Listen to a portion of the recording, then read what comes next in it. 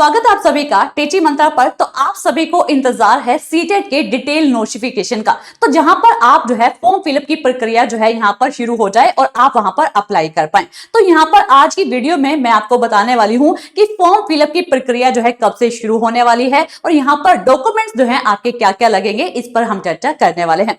तो यहां पर जो है एक नजर डालिएगा कि 2024 में आपका जो है 3 बार एग्जाम हुआ था।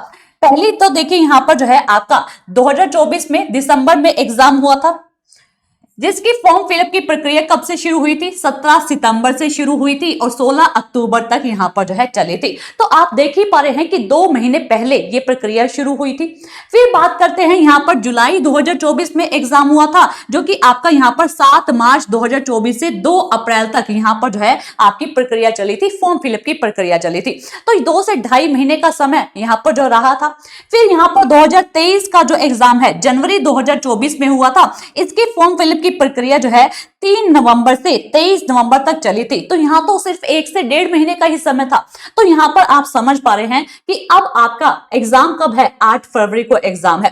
तो फॉर्म फिलअप की प्रक्रिया 2 महीने पहले जी है आपकी शुरू हो जाएगी, यानी कि नवंबर के अंतिम दिनों में या फिर दिसंबर के पहले सप्ताह में ये आपको जो है डिटेल नोटिफिकेशन देखने को मिल जाएगा, जहां पर फॉर्म फिलअप की प्रक्रिया जो है आपकी शुरू हो जाएगी। ठीक है, तो ये तो बात थी आपके फॉर्म फिलअप को लेकर। अब बात कर लेते हैं कि ये डॉक्यूमेंट्स क्या क्या लगेंगे। सीटेट का पेपर तो होगा, इसके लिए फॉर्म फिलअप भी होंगे, लेकिन डॉक्यूमेंट क्या क्या अप्लाई करने होंगे इस पर हम चर्चा कर लेते हैं।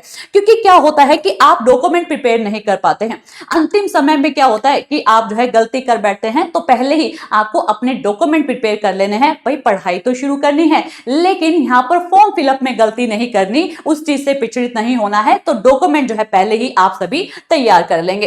तो यहां पर देखिएगा आपके पास जो है आधार कार्ड अपना होना चाहिए, वैलिड ईमेल आईडी होनी चाहिए, जहां पर सीटेट के द्वारा कोई भी मैसेज भेजा जाए तो ईमेल आईडी पर आप देख पाए।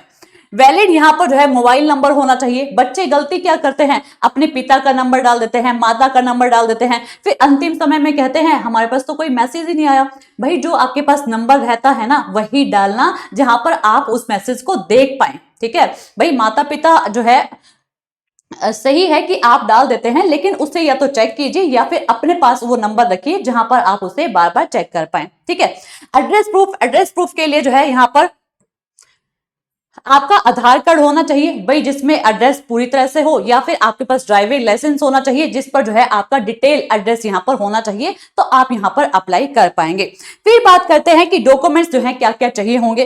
तो सबसे पहले मैं आपको बता दूं कि जो आपका फरवरी 2026 में एग्जाम होना है, सिर्फ 2 ही लेवल पर कंडक्ट करवाया जाएगा। तो यहां पर आगे जून जुलाई में जो एग्जाम होगा वो जो है आपका 4 लेवल्स में होने जा रहा है। ये फरवरी वाला सिर्फ 2 ही लेवल पर होगा। इसके लिए डॉक्यूमेंट क्या रहेंगे वो देखते हैं। सीटेट पेपर 1 की बात करें तो प्राइमरी स्टेज पर होता है, जो कि आपका क्लास 1 to 5 के लिए होता है। इसमें आपकी जो है 10th की मार्कशीट चाहिए, 12th की मार्कशीट चाहिए, फिर आपका डीएलएड हो गया, बीटीसी हो गया, बीएलएड हो गया, एनी इक्विवेलेंट डिप्लोमा जो कि आपका 2 साल का डिप्लोमा होता है, 2 साल का टीचर ट्रेनिंग कोर्स होता है, वो आपके पास होना चाहिए। तब आप यहां पर अप्लाई कर पाएंगे, पेपर 1 के लिए अप्लाई कर पाएंगे। ठीक है, तो यहां पर देखिए अलग अलग स्टेट में अलग अलग नाम से इसको जो है जाना जाता है, जेबीटी के नाम से, बीटीसी के नाम से, डीएलएड के नाम से, या फिर डाइट के नाम से। तो ये 2 साल का टीचर ट्रेनिंग कोर्स होता है। तो आप अगर हैं तो यहां पर आप अप्लाई कर पाएंगे। फिर बात करते हैं सीटेट पेपर 2 को लेकर। यहां पर जो है अपर प्राइमरी स्टेज जो कि आपका 6 to 8 क्लास के लिए होता है।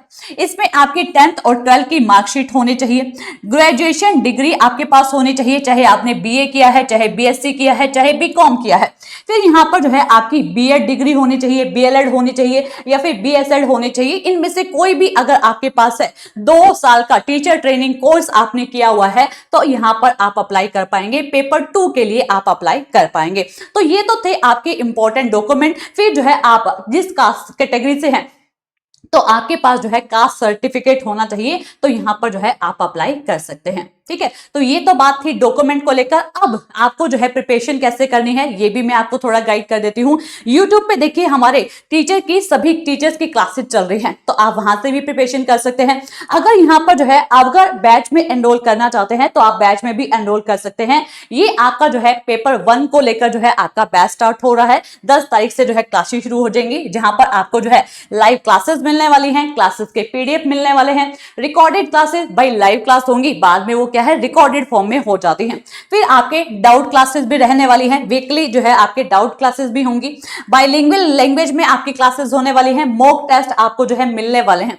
तो ये सभी चीजें आपको जो है आपके एप्लीकेशन बैचेस में मिलने वाले हैं। ठीक है, तो ये तो बात रही पेपर 1 के लिए। फिर देख लेते हैं पेपर 2 के लिए जो है ये आपका बैच रहने वाला है। और जो बच्चे दोनों ही पेपर के लिए प्रिपरेशन कर रहे हैं, दोनों ही इसके लिए प्रिपरेशन कर रहे हैं, पेपर 1 के लिए और पेपर 2 के लिए, तो यहाँ पर ये बैच भी अवेलेबल है, जिसमें जो है आपका प्राइस क्या हो जाता है, कम हो जाता है।